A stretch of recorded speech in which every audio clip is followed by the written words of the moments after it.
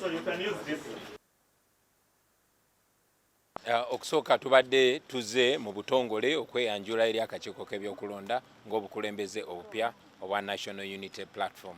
Ne okusingira ddala tubadde tuze okutuusa okwemulugunya kwaffe mu butongole olwo eri akakiiko k'ebyokulonda olwakyekubira abaddemu okuvira ddala kulonda kw'abavubuka okubadde kugenda maaso okwakagwa kati nga ba RDC befudde ate ab'akakiiko k'ebyokulonda ng'abakulembeze baffe ab'abavubuka bangi aba National Unity Platform babatiisatiisa abamu bawangudde ne bagaana obawa declaration forms ate abalala nga babajjamu bujja lwa mpaka.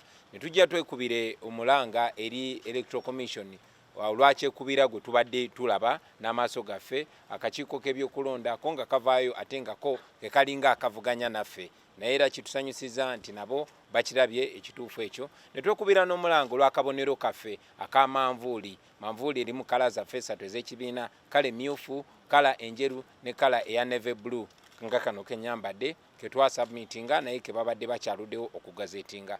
Ky'omukisa omulungi kyamaanyi atukakasiza tebagenda kitulamu bakagazeetinge ng'obudde bukyali.